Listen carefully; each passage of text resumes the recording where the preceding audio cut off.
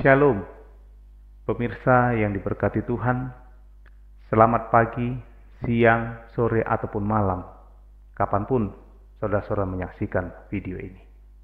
Tuhan kiranya tetap menaungi dan memberkati saudara-saudara sekalian hingga saat ini dan sampai Maranatha. Kita akan melanjutkan pelajaran kita, tetapi sebelumnya kita akan bersatu dalam doa. Bapa yang di surga, kami mohonkan kuasa Roh Kudus Tuhan yang akan memenuhi hati pikiran kami, sehingga pada saat kami mempelajari pelajaran ini nantinya, kami boleh memahaminya dengan baik, iman kami boleh dipertumbuh lebih kuat, dan kami boleh diarahkan untuk semakin lebih dekat kepada Tuhan. Inilah doa permohonan kami Bapa. Ampuni kami dari segala dosa kesalahan kami, dalam nama Tuhan Yesus kami berdoa. Amin. Saudara-saudaraku, pelajaran kita pada saat ini melanjutkan pelajaran yang ke-9 dengan judul Kota yang disebut Kekacauan. Sebagai rangkumannya adalah pelajaran pekan ini membedakan dua sistem agama yang dilambangkan oleh perempuan berbaju putih dan perempuan berbaju ungu yang terdapat dalam kitab Wahyu pasal 17. Perbedaan ini menunjukkan perbandingan di antara kedua sistem ini. Sistem yang pertama didasarkan pada firman Allah dengan Yesus Kristus sebagai pusatnya.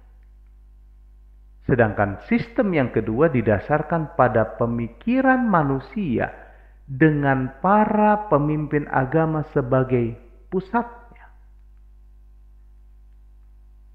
Pembedanya di sini adalah antara kebenaran dan kesalahan, keselamatan oleh kasih karunia dan keselamatan oleh perbuatan, menurut kepada hukum-hukum Allah dan tunduk kepada perintah manusia. Lebih jauh kita akan mengidentifikasi ciri-ciri dari Babel spiritual ini, saudara-saudara. Kalau kita melihat dalam kitab Wahyu pasal 17 menggambarkan Babel sebagai wanita pelacur yang telah meninggalkan kekasih sejatinya, yaitu Yesus Kristus. Ia digambarkan menunggang seekor binatang berwarna merah ungu, menggambarkan kuasa politiknya. Gantinya dia memperoleh kekuasaan dan kekuatannya dari Yesus dan firman Allah. Babel justru memperolehnya dari kerajaan-kerajaan dunia ini.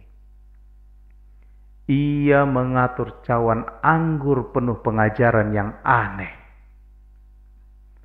Sama seperti anggur harfiah, mempengaruhi hati nurani dan pikiran dan penilaian. Demikian juga doktrin palsu akan mempengaruhi pemikiran kita sehingga kita tidak dapat membedakan dengan jelas kebenaran dalam kitab suci.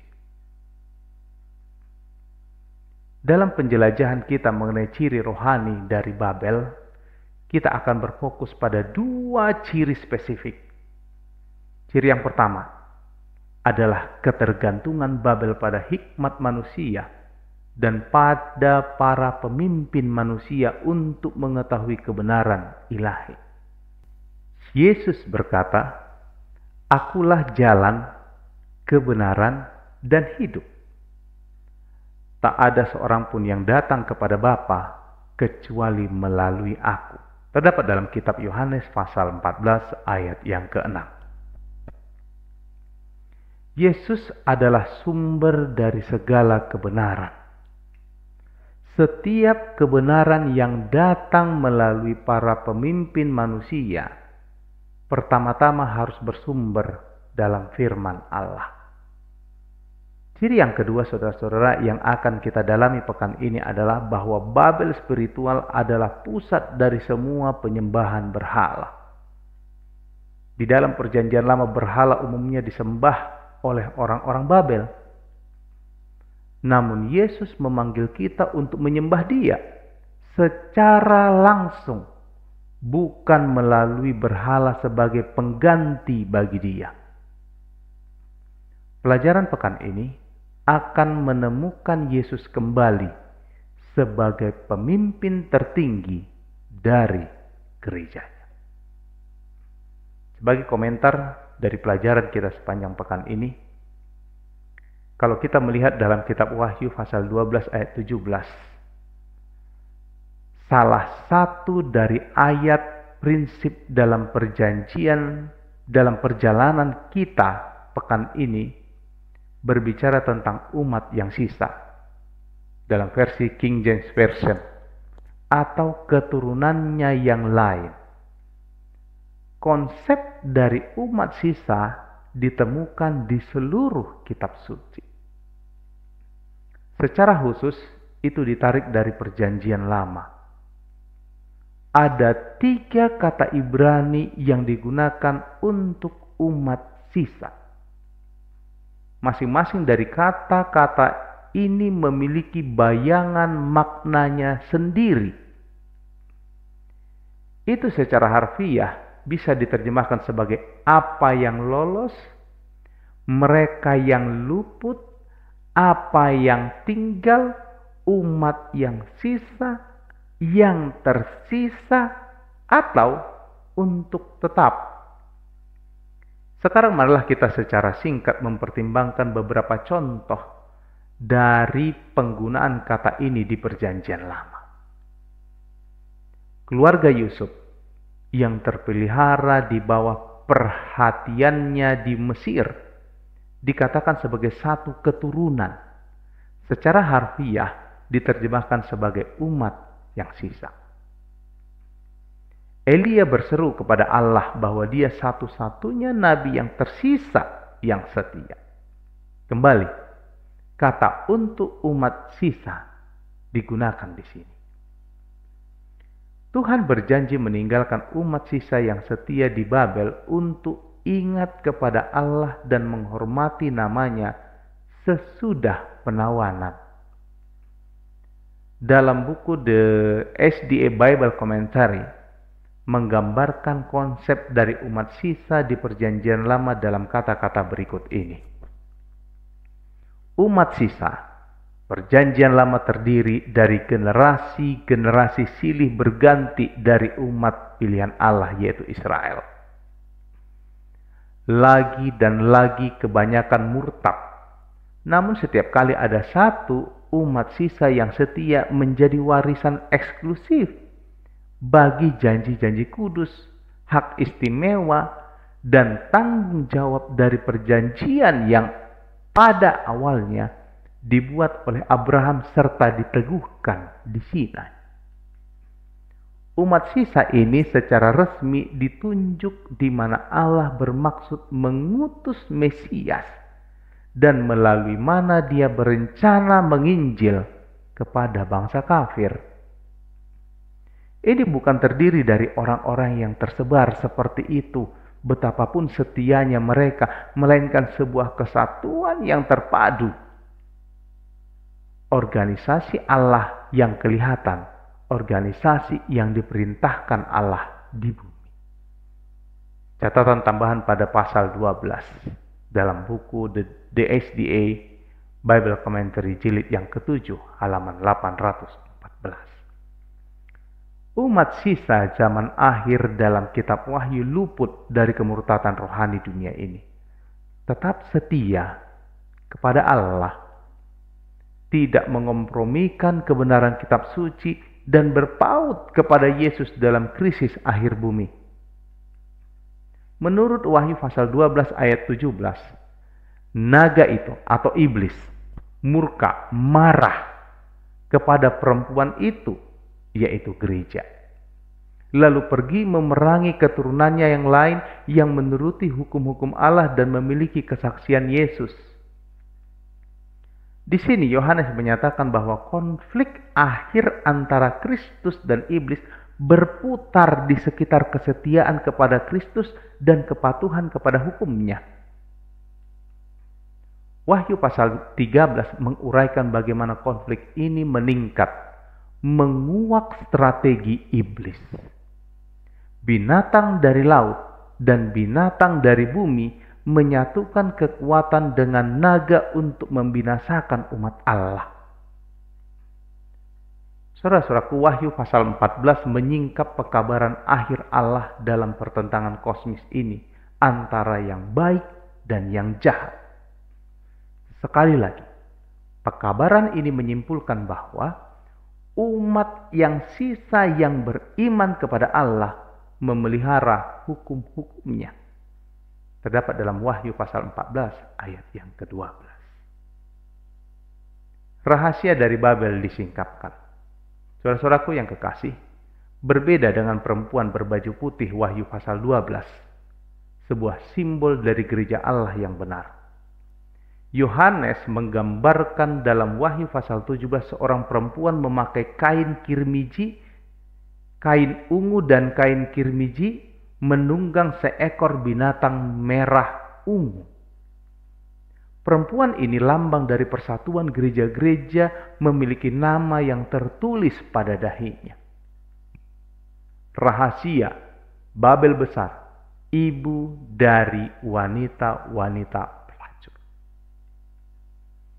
Ellen G. White menulis dalam bukunya, dikatakan dalam buku Wahyu 14, malaikat yang pertama diikuti oleh malaikat yang kedua mengumumkan, Sudahlah rubuh Babel, kota besar itu yang telah memabukkan segala bangsa dengan anggur hawa nafsu cabulnya.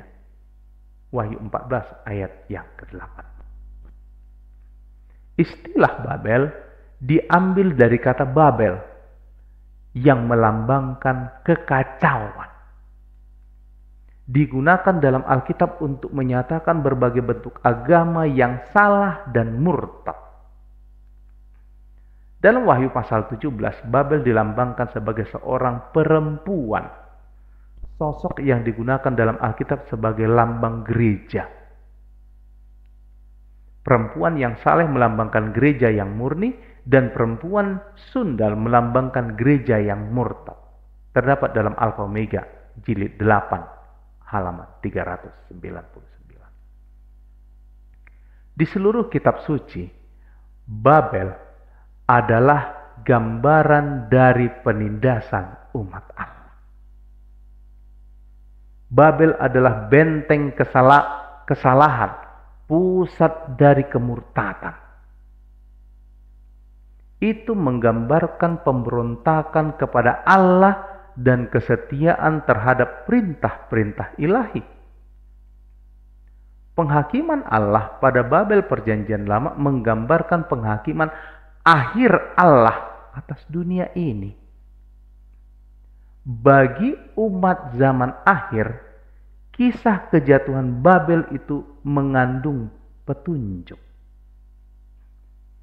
Anda akan teringat bahwa Babel menyerang Yerusalem dan memaksa banyak orang muda yang terkemuka ke dalam penawanan, termasuk Daniel.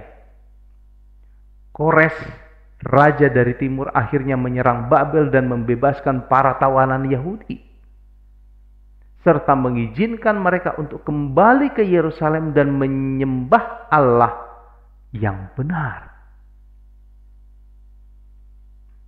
Sekali lagi, pada akhir zaman, umat Allah akan ditekan dan dianiaya oleh penindasan religius yang disebut Babel besar. Terdapat dalam Wahyu pasal 17 ayat yang ke-5. Kitab Wahyu meramalkan bahwa pada waktu terjadi kekacauan sosial, krisis politik, bencana alam, dan keruntuhan ekonomi, Yesus akan kembali untuk mengalahkan para penguasa dari dunia yang menindas ini dan membebaskan umatnya. Dia akan memerintah selama-lamanya. Dalam pertempuran bagi tahta itu, dia akan menjadi pemenang. Umatnya akan mengadakan perjalanan dengan dia melalui ruang tanpa batas untuk menyembah di Yerusalem baru. Perbedaan antara dua perempuan dalam kitab Wahyu. Pertama, perempuan murni dalam Wahyu pasal 12 berselubung matahari. Ia dihiasi dengan kemuliaan dari kebenaran Kristus. Perempuan yang keji dalam Wahyu pasal 17 memakai kain ungu dan kain kirmizi. Dikatakan ia dihiasi dengan kepalsuan dan tradisi manusia, saudara-saudara. Yang berikutnya, saudara-saudara, yang kedua, perempuan murni memiliki sebuah mahkota dengan 12 bintang di atas kepalanya. Ia dikatakan dituntun oleh pengajaran-pengajaran dari para rasul dan misinya. Sedangkan perempuan keji dihiasi dengan emas, batu-batu permata, dan mutiara.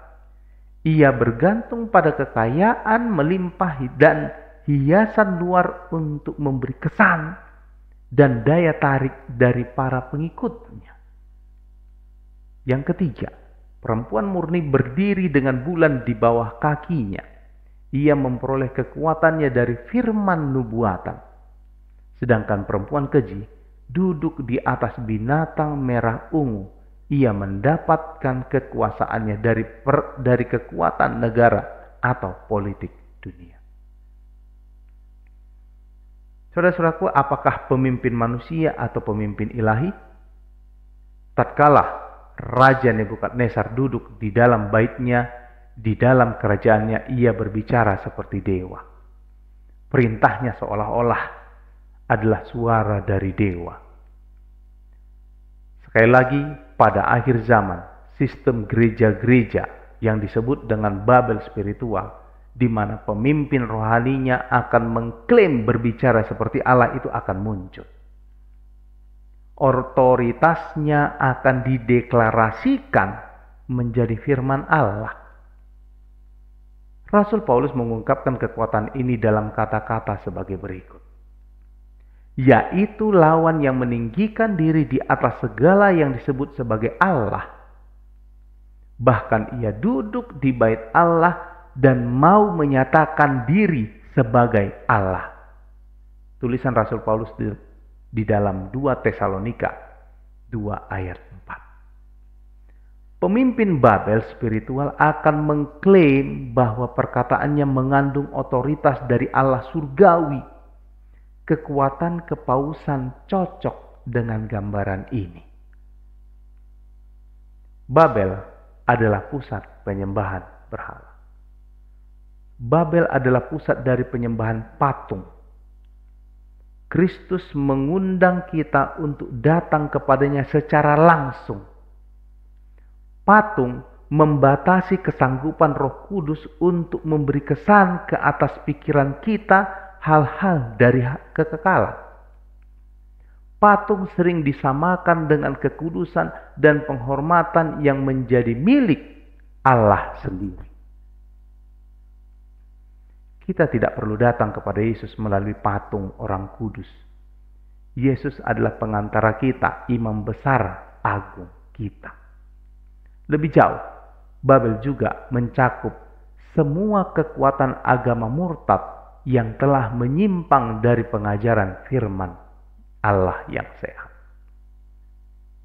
Berikutnya, saudara-saudaraku, sehubungan dengan penerapan hidup. Dari pelajaran kita ini dijelaskan, pendalaman pelajaran pekan ini lebih dari sekedar pembahasan teori pada identitas dari gereja yang benar dan strategi iblis untuk memusnahkan umat Allah.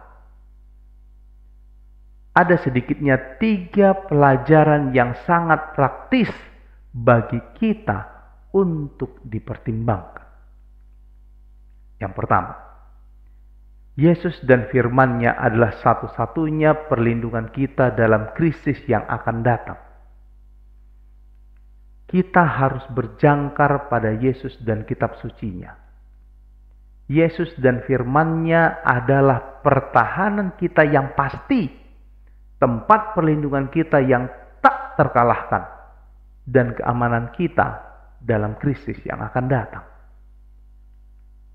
Pemahaman ini menuntun kepada pertanyaan-pertanyaan yang sangat penting, saudara-saudara. Apakah hidup saya secara total berjangkar pada Kristus? Bagaimanakah saya dapat mengetahuinya dengan yakin? Apakah saya bergantung kepadanya dalam keputusan-keputusan hidup setiap hari? Jika tidak, mengapa? Sudahkah saya menempatkan perasaan saya pada perkara yang di atas, bukan pada perkara yang di bumi? Yang terdapat dalam Kolose 3 ayat 1 dan 2. Apakah yang dapat saya lakukan untuk mengubah prioritas saya jika itu bukan pada atau di mana itu seharusnya? Pertanyaan yang kedua, tentunya perlindungan kita dalam krisis yang akan datang adalah mengisi pikiran kita kepada firman Allah, saudara-saudara. Kepada kita dikatakan bahwa dalam krisis terakhir, begitu miripnya pemalsuan itu dengan yang aslinya, sehingga mustahil untuk membedakannya kecuali oleh Alkitab. Setiap pernyataan dan setiap mukjizat harus diuji oleh kesaksian Alkitab. Inilah yang dinyatakan dalam tulisan Ellen G. White dalam bukunya Alfa dan Omega jilid 8 halaman 624. Saudara-saudaraku, sebuah pertanyaan penting yang sederhana adalah, apakah saya setiap hari mengisi pikiran saya dengan firman Allah dan dengan sungguh-sungguh mencari tuntunan Roh Kudus-Nya?